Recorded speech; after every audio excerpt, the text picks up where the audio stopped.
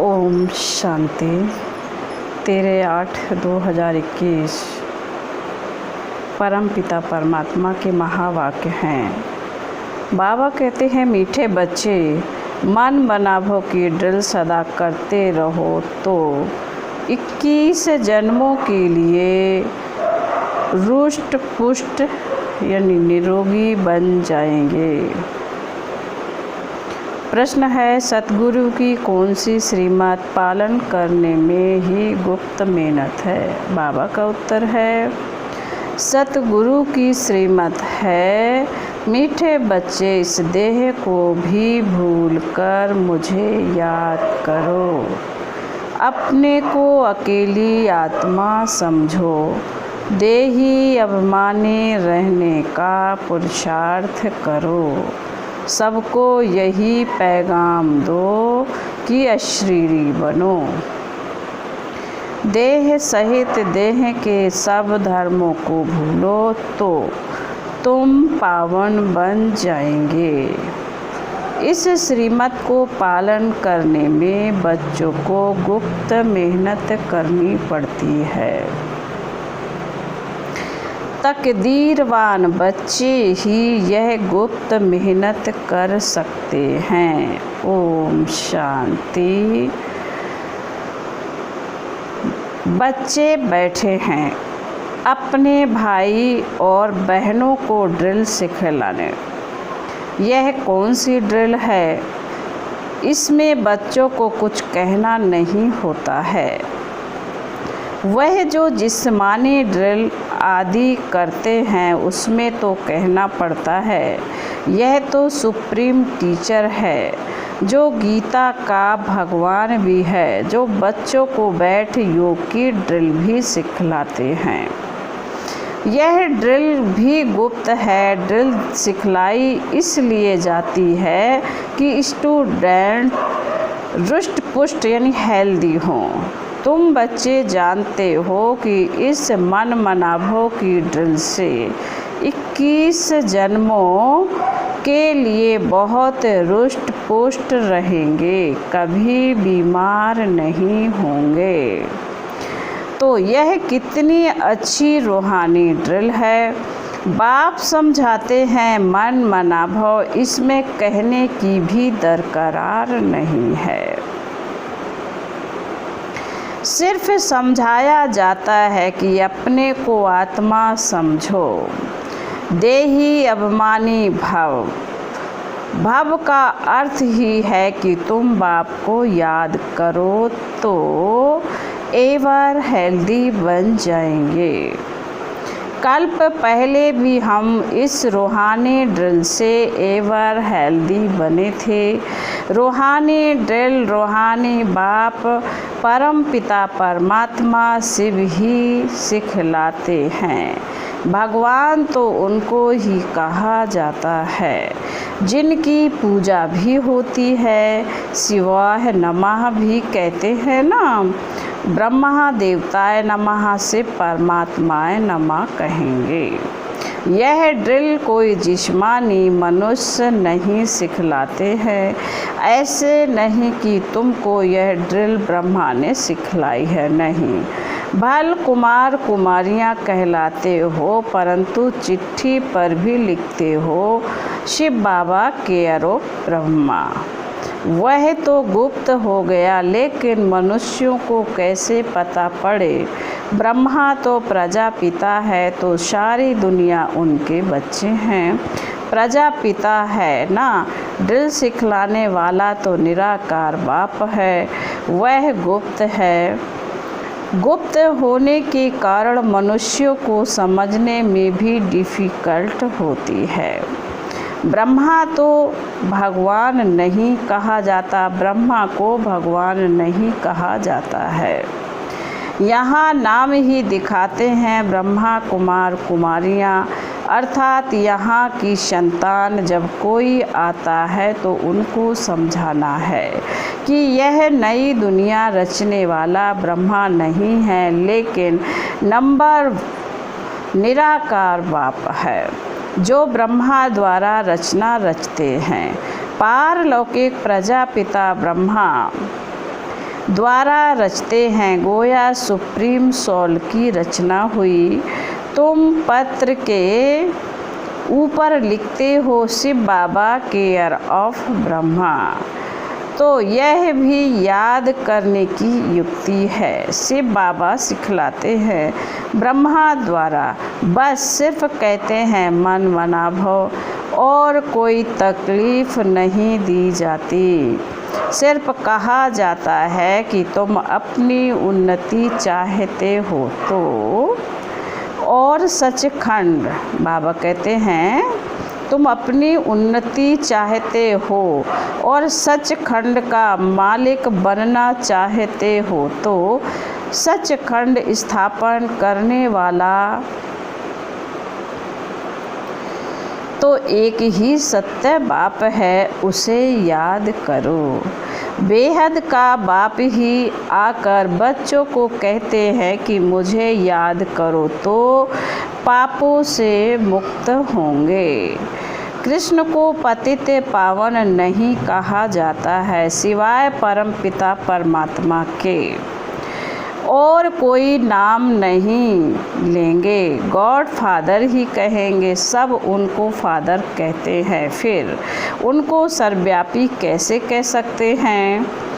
कहते हैं वह आते हैं लिबरेट करने के लिए, यह मनुष्य नहीं जानते। तो कल्प की आयु ही उल्टी लिख दी है। अब बच्चों को यह ड्रिल करनी है।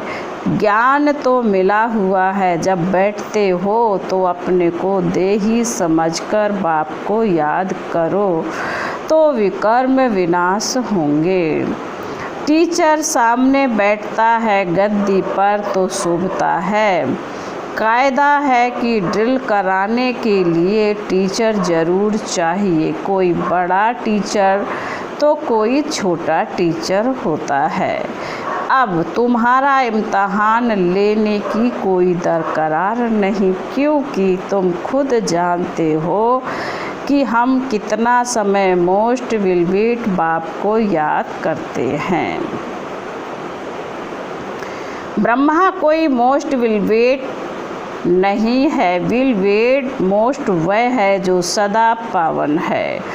तुम बच्चे जानते हो कि सबसे प्यारा कौन है?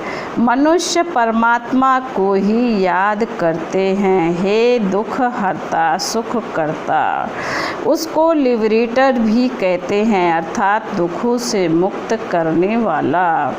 तो बच्चों को अपना पुरुषार्थ करना है ड्रामा प्लान अनुसार। यह दुनिया पावन होनी जरूर है, और पावन दुनिया बनने के लिए आग लगनी है। यह भी जानते हो आग कैसे लगेगी। विनाश होने बगैर पावन दुनिया बन नहीं सकेगी। यह है रुद्र ज्ञान यज्ञ। रुद्र और शिव कोई फर्क नहीं है, परंतु शिव नाम है मुख्य, बाकी तो अपनी अपनी भाषा में अनेक नाम रख दिए हैं। असुल नाम है शिव। शिव जयंती भी मनाते हैं, भारत में ही शिव जयंती मशहूर है।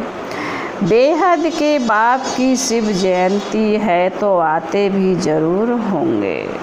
शिव बाबा का नाम वाला है, ब्रह्मा द्वारा स्वर्ग की स्थापना कराने वाला है। तो उस ऊंचते ऊंच बाप को याद करना पड़े। ब्रह्मा ऊंचते ऊंच नहीं है, वास्तव में ब्रह्मा ऊंच से ऊंच बनते हैं, फिर नीचे भी उतरते हैं। तुम बीके भी नीचे थे, अब ऊंच बन रहे हो, एकदम ऊंच बाप के घर चले जाएंगे। तुम इस समय त्रिकालदर्शी बन रहे हो। तुम खुद जानते हो कि हम ही स्वदर्शन चक्रधारी हैं। हम ब्रह्मांड और सृष्टि के आदि मध्य अंत को जानने वाले हैं। ब्रह्मांड अर्थात ऊंच, जहाँ सभी आत्माएं निवास करती हैं। दुनिया में कोई और नहीं जो समझाए कि मूल वतन में आत्माएं रहती हैं। विश्व और ब्रह्मांड अलग अलग है। बाबा कहते हैं विश्व और ब्रह्मांड अलग अलग है। आत्माएं रहती हैं निर्माण धाम में, जिसको शांति धाम कहा जाता है। वह सबको प्यारा लगता है। उसका असली नाम निर्माण धाम व शांति धाम है। आत्मा का स्वरूप है शांत। एक शांति धाम, फिर है मूवी धाम, और यह है टॉकी धाम। मूवी धाम में जास्ती रहने का नहीं है। शांति धाम में तो बहुतों को रहना होता है और कोई स्थान नहीं है। अब आत्मा जब बाप को और घर को याद करती है तो ऊपर में याद करती है। बीच के धाम को तो तुम्हारे सिवाय और कोई जानते नहीं हैं। मनुष्यों को तो इतना ज्ञान है नहीं, सिर्फ कहते हैं ब्रह्मा विष्णु शंकर सूक्ष्म वतन में रहते हैं। बाकी उन्हों के ऑक्यूपेशन का पता नहीं है। 84 जन्म लेते हैं। ब्रह्मा सो विष्णु, विष्णु सो ब्रह्मा है। यह है लीप युग। यह थोड़े समय का है, जैसे पुरुषोत्तम मास कहा जाता है। यह तुम्हारा हीरे जैसा उत्तम बनने का ऊंच जन्म है। शूद्र से ब्राह्मण बनना सबसे उत्तम है। ब्राह्मण बनते हो तो दादे का वर्षा लेने के हकदार बनते हो। बाप बच्चों को कहते हैं बच्चे सदैव मनमना भव। बाप का मैसेज सबको देते रहो। बाप को कहा ही जाता है मैसेंजर, और कोई भी मैसेंजर अथवा पैगंबर नहीं है। वह तो आकर अपना धर्म स्थापन करते हैं। पैगंबर सिर्फ एक है, वही आकर तुमको पवित्र बनने का पैगाम देते हैं। वह आते हैं धर्म स्थापन करने। वह कोई वापस ले जाने वाले गाइड नहीं हैं। वह तो एक ही सतगुरु सद्गति देने वाला है। सच बोलने वाला, सच्चा रास्ता बताने वाला तो एक ही है। परम पिता परमात्मा शिव है। तो बहुत गुप्त मेहनत करनी है। बच्चों को अभी तुम जानते हो। बाबा कहते बहुत गुप्त मेहनत करनी है बच्चों को। अभी तुम जानते हो कि हमको यह देह भूलकर एक बाप को याद करना है। शरीर छूटा तो सारी दुनिया छूट जाती है। आत्मा अकेले बन जाती है। बाप कहते हैं देही अभिमानी बनो, तो फिर कोई भी मित्र संबंधी याद नहीं पड़ेंगे। हम आत्मा हैं, हम चले जाएंगे। बाप के पास बाप राय देते हैं कि तुम मेरे पास कैसे आ सकते हो। यह बाबा भी नामी ग्रामी है। इन द्वारा बाप सभी आत्माओं का गाइड बन मच्छरों दृश्य वापस ले जाते हैं। यह यथार्थ ज्ञान सिर्फ तुम बच्चों की बुद्धि में है। तुमको पांडव सेना भी कहते हैं। पांडव पति स्वयं साक्षात परमपिता परमात्मा हैं, जो तुम बच्चों को ड्रिल सिखला रहे हैं। हूबहू कल्प पहले मुआफे। जब विनाश होगा तो सब आत्माएं शरीर छोड़ चली जाएंगी। सतयुग में जब थोड़ी आत्माएं हैं तो एक राज्य है। अभी अनेक हैं, फिर जरूर एक होगा। यह ज्ञान सारा बुद्धि में सिमरन करना है। बच्चों को प्रदर्शनी पर भी समझाना है। जब न्यू दिल्ली थी तो नया भारत था। एक ही आदि सनातन देवी देवता धर्म था। आदि सनातन कोई हिंदू धर्म नहीं था। हम ब्राह्मण सो देवता बनते हैं। यह और धर्म वाले मानेंगे नहीं। जो पहले आते हैं वही 84 जन्म लेते हैं। यह है बिल्कुल सहज समझने की बात है। अब तुम बच्चों की बुद्धि में है कि अब नाटक पूरा होता है। सभी एक्टर्स आ गए हैं। 84 जन्म पूरे किए, अब फिर घर चलना है, क्योंकि बहुत थक गए हो ना। भक्ति मार्ग है ही थकने का मार्ग। बाप कहते हैं अब मेरे को याद करो, औरों को भी पैगाम दो कि देह सहित देह के सब धर्म छोड़ अपने को आत्मा समझ बाप को याद करो। अशरीरी बनो तो पावन बन जाएंगे, क्योंकि अब वापस घर चलना है। मौत सामने खड़ा है। यहाँ भी बच्चे बाप के सम्मुख रिफ्रेश होने आते हैं। बाप सम्मुख बच्चों को समझाते हैं कि बच्चे दे अभिमान छोड़ मामेकम याद करो। यह पुरानी दुनिया अब खत्म होनी है। तुम एक बाप को याद कर पवित्र बनो। बाबा कहते हैं तुम एक बाप को याद कर पवित्र बनेंगे तो पवित्र दुनिया के मालिक बनेंगे। अगर मेहनत नहीं करेंगे तो फल भी नहीं मिलेगा, फिर सज़ा खानी पड़ेगी। बाप कहते हैं कि अपनी कमाई जमा करते रहो और दूसरों को भी निमंत्रण दो। बाप का रास्ता भी बताओ। तुम बच्चों को भी कल्याणकारी बनना है। अपने मित्र संबंधियों का भी कल्याण करना है। यहाँ तुमको देही अभिमानी बनाया जाता है। महामंत्र देते हैं। प्राचीन योग बाप ने ही आकर सिखाया है, जिसके लिए ही गाया जाता है।